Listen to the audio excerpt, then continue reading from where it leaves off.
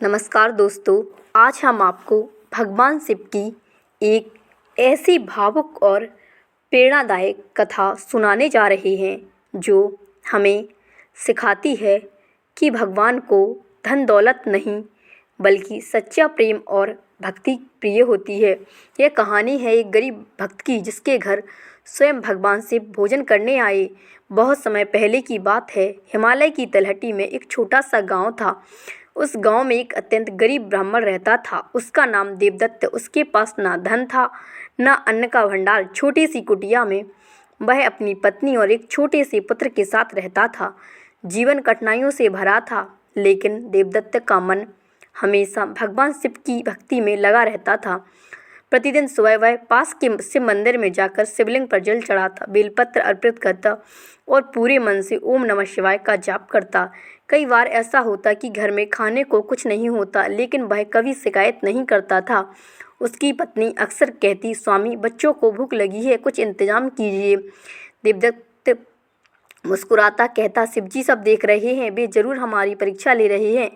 एक दिन गांव में अकाल पड़ गया। लोगों के पास अन्न नहीं था। देवदत्त के घर तो कोई कई दिनों से चूल्हा नहीं जला था।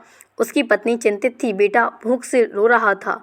देवदत्त मंदिर गया और शिवलिंग के सामने रोते हुए बोला, हे भोलेनाथ, मेरे परिवार की रक्षा कीजिए। मैं आपकी भक्ति में कमी नहीं आने दूंगा। उस रात भगवान शिव को अपने भक्त की पीड़ा दिखाई दी। भोलेनाथ ने सोचा, आज मैं स्वयं जाकर अपने भक्त की परीक्षा लूंगा। अगले दिन भगवान शिव एक साधु का वेश धारण कर देवदत्त की कुटिया के द्वार पर पहुंचे। साधु ने आवाज़ दी, भिक्षा दे, भिक्षा दे।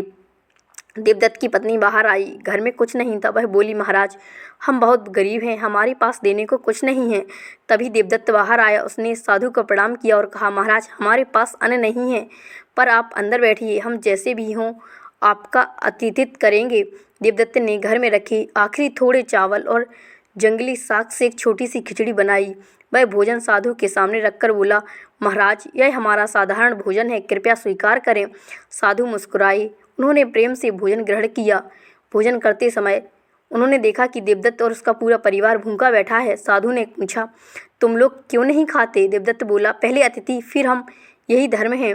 तभी साधु ने अपने वास्तविक रूप में प्रकट होते हुए कहा, बस देवदत्त, मैं तुम्हारी भक्ति से अत्यंत प्रसन्न हूँ। यह कहते ही साधु भगवान शिव के रूप में प्रकट हो गए।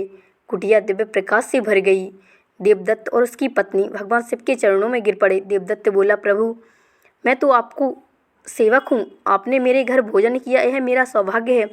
भगवान शिव ने कहा, बस तुमने अपने भूखे परिवार की चिंता किए बिना मुझे भोजन कराया, यह सच्ची भक्ति है।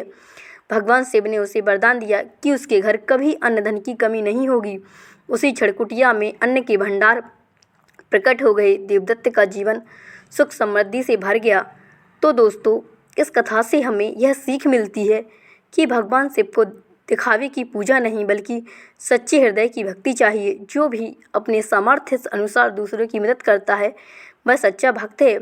अगर आपको यह कथा अच्छी लगी हो तो वीडियो को लाइक करें, चैनल को सब्सक्राइब करें और इस पावन कथा को अपने मित्रों और परिवार के साथ साझा करें।